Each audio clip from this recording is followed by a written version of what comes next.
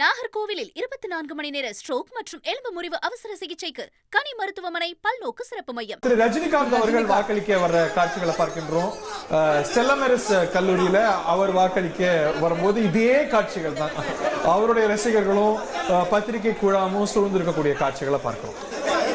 நம்ம மீடியா ஒரு பெரிய கேபட். அவங்க இன்னைக்கும் அதிகம் இல்லை, இன்னைக்கு அதிகம்.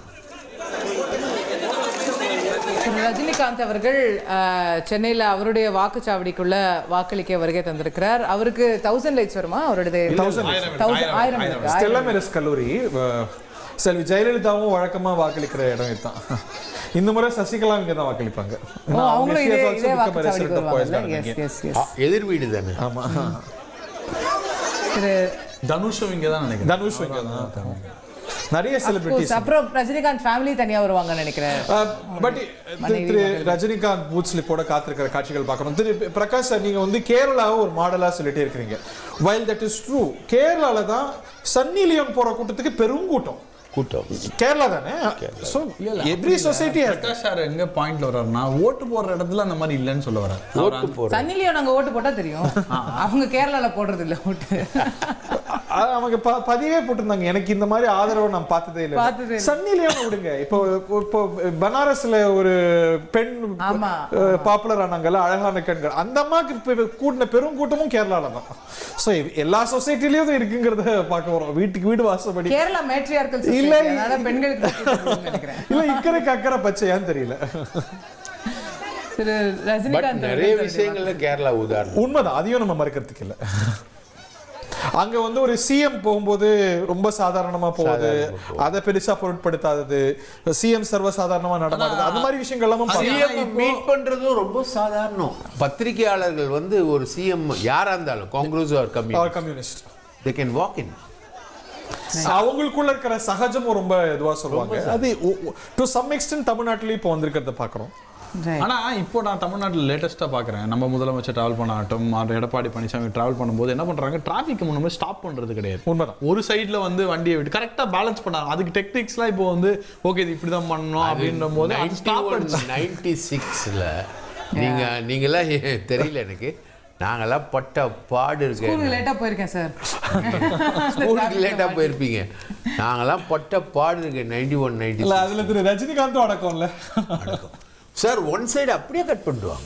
இல்ல அவருமே பாதிக்கப்பட்டாங்கன்னு சொல்லுவாங்க. ரஜினிகாந்த் போய் நடுவுல அவரு வீடு பக்கத்துல இல்ல, விஜய் வீடு மாதிரி இப்போ ரஜினிகாந்த் வீடு. அந்த ரஜினிகாந்த் இந்த முறை ரொம்ப தெளிவா இருக்காரு, யாரும் ஓட்டு போடுறது எடுத்துறாதீங்க அப்படின்னா அவருக்கு அந்த அனுபவம் இருக்கு. 2011ல அவர் யாருக்கு வாக்களிச்சார் அப்படிங்கிறது வெளியில வந்து அவருக்கு ஒரு பெரிய சங்கடமா போச்சு அப்படிங்கறத நம்ம பார்த்தோம். இல்ல அதுக்கப்புறம் அவர் சொன்னார், கலைஞர் வந்து ஈவினிங் படம் பார்க்கலாம் வான்னு ஃபோன் பண்ணி கூப்பிட்டாரு. உடம்பு சரியில்லைன்னு இவர் சொன்னதுக்கு அப்புறம் பரவாயில்ல ஒரு பிரச்சனையும் இல்லை. ரஜினிகாந்த் அவர்கள் தன்னுடைய வாக்கு செலுத்திருக்கிறாரு. இப்பதான் சில நிமிடங்களுக்கு முன்னாடி விஜய் ஓட்டு போட்டாரு, அவருக்கு பின்னாடியே ரஜினி ஓட்டு போடுறாரு. இதுல ஏதாவது குறியீடு இருக்காங்க? விஜய் இப்பதான் ஓட்டு போட்டு முடிச்சாரு, அதுக்கு உடனே அடுத்து ரஜினி ஓட்டு போடுறாரு, ஏதாவது குறியீடு இருக்கான்னு கேட்டு. ஒரு குறியீடும் தெரியல, ஓட்டு போட்டு வீட்டுக்கு போவோம். என்னடா எப்படா வீட்டுக்கு போவோம்? இதுல ஏதாவது குறியீடு இருந்தா நாகராஜால மட்டும் தான் ஸ்பாட் பண்ண முடியும், அதனாலதான் அவர்கிட்ட கேட்டு.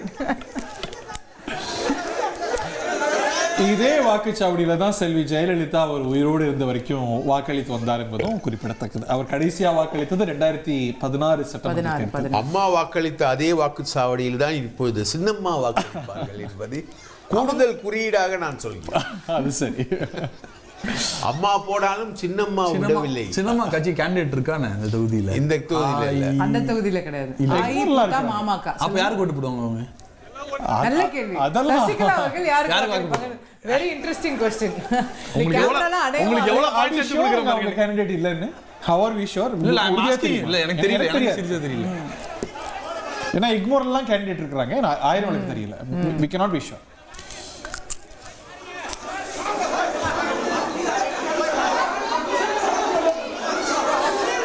கேமரா இறக்குங்க எங்க நான் போன எலெக்ஷன்லயுமே அதுல ரொம்ப ஒரு சரியா இருந்தாரு. இப்போ இந்த கேமரா இருக்குல்ல, இந்த கேமரா இருக்கு, அதுல ஒரு அம்மா நிக்கறாங்க, உங்களுக்கு தெரிஞ்சிருமான்னு இல்ல election officer. still the secrecy also includes la அவங்களுக்கு தெரிய கூடாது, பார்க்க கூடாது சார். பக்கத்துல அவங்க நிற்க கூடாதுங்கிறது தான். சரி, நான் என்ன நினைக்கிறேன்னா, இந்த மாதிரி ஒரு தொகுதி இருந்ததுன்னா காமனா எலெக்ஷன் கமிஷன் இங்க விஐபி தொகுதி நான் ஒரு ஃபுட்டேஜ் கொடுத்துறேன், நீ யாரும் வராதீங்கப்பா, தயவு செய்து இங்கே லைவ் போட்டுக்கோங்கன்னு கூட சொல்லலாம். Actually that is an interesting அது பண்ணலாம், அது கண்டிப்பா பண்ணலாம். ஏன்னா இப்ப எல்லா தொகுதி வெப்காஸ்டிங் எல்லாமே பண்றாங்கல்ல, அந்த மாதிரி அந்த எத்தனை கேமராக்கள் பாருங்க, ஆல்மோஸ்ட் 100 இருக்கு. ஆக்சுவலி கேமராமேன் தான் உள்ள அதிகமா இருக்கிற மாதிரி I feel. Sorry. That is also, to be honest, as a media also this is also disrupting the voting process இல்லையா? அங்க இருக்கக்கூடிய மற்ற வாக்காளர்களுக்கு அது வந்து ஒரு சிரமத்தை கொடுக்கும்ல. இவ்வளவு மீடியா ரஜினிகாந்த் பேசுறாரு, இப்போ நீங்க அங்க நான் இல்லைன்னா ரஜினிகாந்த் பேசுறாருன்னு நீங்க இப்ப பைட் எடுக்க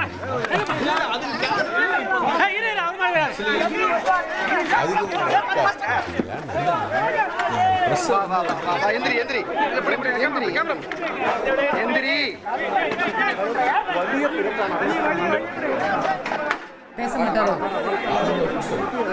காலம் பதில் சொல்லுன்னு சொல்லிட்டு போயிடுவாரு.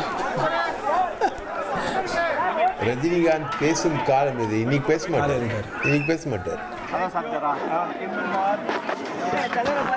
பேசுனா நம்ம ஆட்கள் ஆபீஸா என்னென்ன கேட்பாங்கன்னு அவருக்கு தெரியும், அதனால பேச சாதாரணமா சொன்னா கூட அதுல 1000 குறியீடு பார்ப்போம், அதுல நிறைய உள்ளர்த்தங்கள் எடுத்துக்கொள்ளப்படும். ஒரு இயல்பா ஒரு இதுல வந்து ஆண்டவனாலையும் காப்பாற்ற முடியாதுன்னாரு. அதுக்கப்புறம் ரெட்டலைக்கு ஓட்டு போட்டன்ற மாதிரி ஒரு சிக்னலும் கொடுத்துட்டு போனார் ஒரு தடவை. அவர் சும்மா இப்படி 2 விரல காமிச்சதை நம்ம குறியீடா எடுத்துக்கிட்டோம். என்ன பண்றது, அதனாலதான் அவர் ரொம்ப கேர்ஃபுல்லா. sometimes we read a little too much. அதையும் நம்ம பார்க்கணும். True.